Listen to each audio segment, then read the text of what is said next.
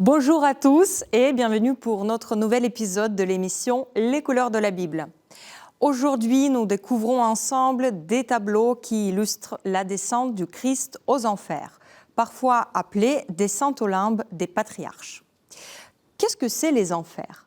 Ce terme, c'est l'équivalent du mot Sheol en hébreu, qui désigne le séjour des justes après la mort. Les enfers, toujours au pluriel, existent hors de l'espace et du temps. Ce n'est pas un lieu physique. Les justes qui avaient vécu avant l'incarnation du Christ, ils sont en quelque sorte emprisonnés parce qu'ils ne pouvaient pas monter au ciel, rouverts uniquement par le sacrifice du Christ. Ils patientaient donc dans cet endroit neutre, différent de l'enfer au singulier, qui signifie la damnation, appelée aussi la Géhenne, si on emploie un mot issu de l'hébreu. Donc, entre le vendredi saint et la résurrection, comme dit notre credo, le Christ descend libérer les âmes qui attendaient leur rédemption depuis la chute d'Adam et Ève. Même si la première épître de Pierre indique que Jésus est allé prêcher aux esprits en prison, la descente aux enfers est surtout décrite au IVe siècle dans l'évangile de Nicodème. C'est un texte apocryphe, ce qui signifie qu'il n'est pas officiellement reconnu par l'Église.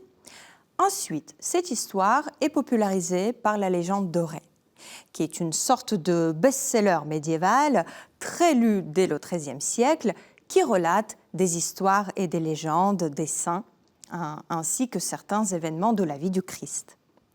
Des artistes s'inspiraient donc de ces textes, comme par exemple Andrea Vanni, qui appartient à la génération d'artistes italiens médiévaux. Il y a très peu de profondeur dans son tableau. La perspective est encore absente, elle viendra un peu plus tard avec les peintres de la Renaissance. Le Christ rédempteur ouvre la porte des enfers en écrasant un démon à son passage. Les forces obscures ne sont jamais très loin.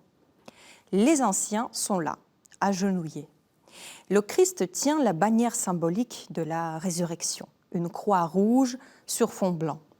Les couleurs portent souvent une valeur symbolique dans l'art. Par exemple, le manteau blanc du Christ est associé à la pureté et à la résurrection. L'or signifie souvent la lumière divine. Dans la peinture médiévale, comme ici, le fond doré et surtout des rayons d'or qui émanent du Christ ressuscité. D'ailleurs, regardez, certains personnages semblent cacher les yeux avec leurs mains pour ne pas être éblouis par son rayonnement divin. Comme souvent dans cette scène, c'est Adam qui est le premier sauvé. Et sa présence permet justement de comprendre que Jésus n'oublie aucun de ceux qui sont morts avant sa résurrection. On reconnaît ici Adam à sa longue barbe blanche. Vous vous souvenez que les patriarches dans la Bible vivent particulièrement vieux. Ève est derrière lui. Saint Jean-Baptiste est encore plus à droite. Il tient un parchemin où on lit en latin « Voici l'agneau » qui fait référence au sacrifice du Christ. Dans le tableau de l'espagnol Pablo Céspedes, qui date de la fin de la Renaissance, le Christ est également vêtu de blanc et tient son étendard de la résurrection. À gauche, on reconnaît Adam et Ève qui tient la pomme. Là, c'est au tour du roi David d'être sauvé. On le voit à droite avec sa lyre, rappelant ainsi qu'il était aussi poète et musicien, auteur de psaumes.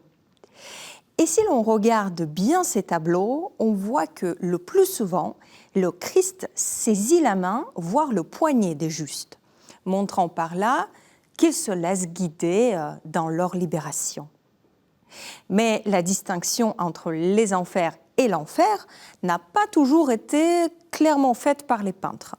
La confusion est assez évidente chez le flamand Jérôme Bosch, célèbre pour son langage fantastique élaboré à la fin du XVe siècle. Son style est fidèlement imité par l'un de ses suiveurs dans ce tableau.